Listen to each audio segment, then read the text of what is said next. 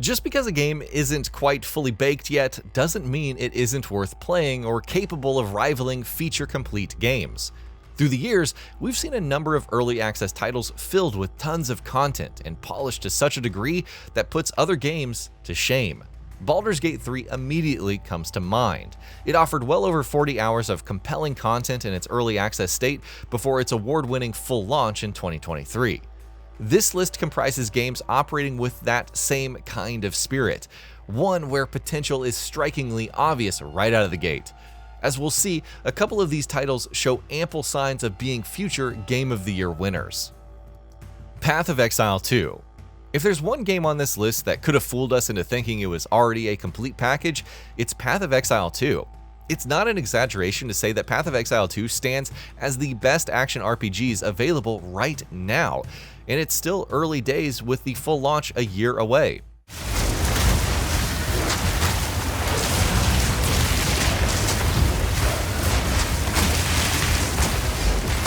Between the intricate build customizations and varied macabre environments, we're looking forward to just how much more jam-packed with content Path of Exile 2 will get with its full launch sometime in the coming year.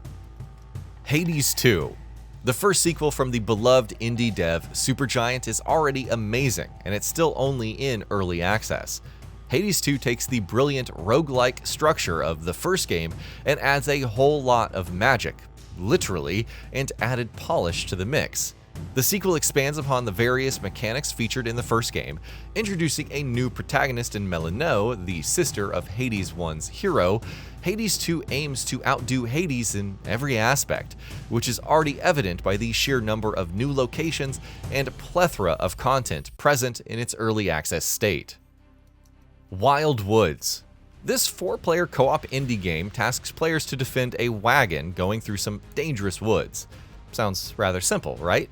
Well, it shares some very creative elements from other similar games that have you gathering resources during daytime to prepare for night combat. These 4-player cooperation elements serve as a good foundation for added maps and challenges leading up to its full release. Though, since Wild Woods just became available for early access on December 9th, odds are that it has a ways to go until its complete launch. Palworld. With well over 8 million units sold and record-breaking Steam player counts, Pocket Pair's Palworld is doing well for itself despite the looming Nintendo lawsuit. Palworld drew in a substantial number of players disillusioned by Pokemon's latest offerings. The base building and gun-toting PAL battles are great fun, and with Faybreak update coming December 23rd, players have a lot more content to look forward to. Enshrouded.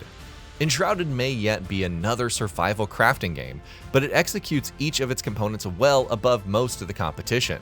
The combat is rather satisfying with its action RPG mechanics and parry-laden fights. If you're struggling to make ends meet in this hostile open world, there are 15 other players who can help or hinder you in your journey. Enshrouded is notable for meeting a majority of its roadmap goals as it inches ever closer to its full 2025 release.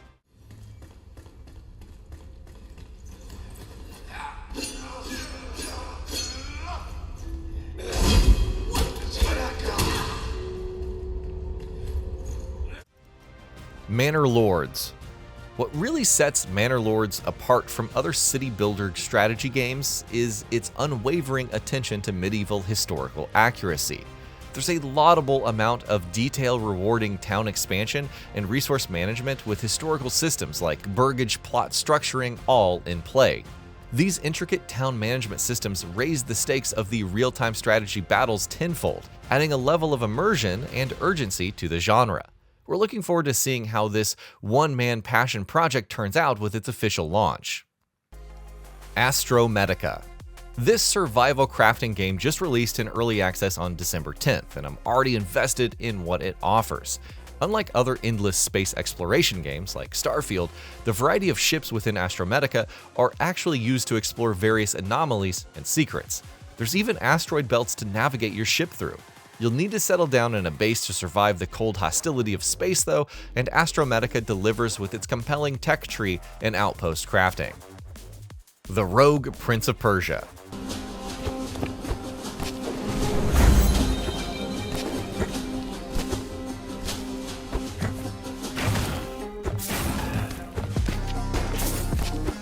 Made by the studio that put out the acclaimed Dead Cells DLC, this roguelike Prince of Persia title is in quite the polished state half a year after its early access debut. As the title suggests, the rogue Prince of Persia features procedurally generated levels filled with the kind of acrobatic platforming and action that the genre has been known for. Players who enjoyed Prince of Persia: The Lost Crown or other platforming titles will find a lot to love with the rogue Prince of Persia. Rogue Command. Rogue Command is another roguelike game on this list, yet in the form of a classic RTS title. I don't know if I've seen a classic RTS in this roguelike format before. It's an intriguing gameplay conceit to have entirely different builds and units with every run, but Rogue Command does a good job keeping runs approachable and fun thanks to convenience features like a 10% time slowdown. Despite its early access status, there's quite a lot of content here already, including hundreds of units and over 20 map types. Finnish Cottage Simulator.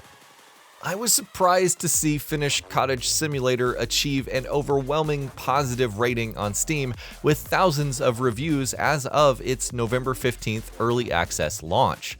The charming graphics and quaint atmosphere help it stand out amongst the more budget-minded simulator titles. But it's really the variety of quests and dynamic 6-player multiplayer that have hooked players into this fun and relaxing take on cottage living. Dun Jungle. If you like the rogue Prince of Persia, Dun Jungle is another early access title worth checking out. This fast-paced action platformer roguelike distinguishes itself with customizable equipment and classes to exploit enemy weaknesses with. The gameplay loop is more frenetic and punishing than something like the rogue Prince of Persia with its lack of checkpoints, but thankfully there's plenty of equipment and progress that stays with you between the runs. Dun Jungle is one of the most instantly gratifying early access games on this list thanks to its poppy drop-in, drop-out gameplay loop. Cataclysm MO. Strategy players with a love for LEGOs need to try out Cataclysm MO.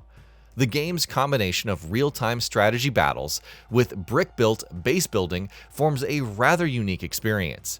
Structures are effortless to construct thanks to the clear piece-by-piece process of building them.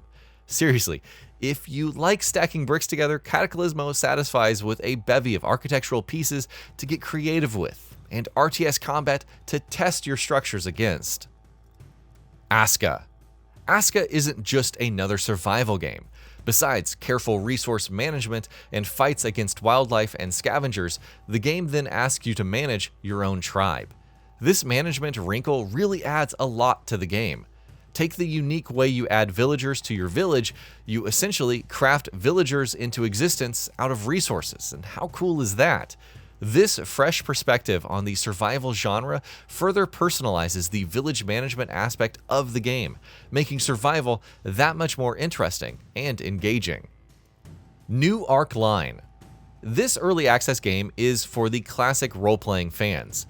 New Arkline is set in a dystopian Magitech setting where you begin as a penniless immigrant aboard a steamship to the New World. Between the range of NPC companions that you can recruit and build relationships with, and the blend of mechanical and magic-based combat styles, New Arkline has been an early access favorite for those who love choice-heavy RPGs. Atlas. Atlas is one of those comfy and casual online RPGs that hits the sweet spot for those pining for some old-school nostalgia. The open world is rewarding to explore and quest through, and the colorful PS2-styled graphics really make it stand out. Players will have no trouble finding others to adventure with, considering the high concurrent player counts, though Atlas is unique in that none of the content is locked to multiplayer and can be experienced solo. And that'll be about it for this one. If you guys like what we're doing at GamingBolt, please consider subscribing to our channel, and I'll see you guys on the next video.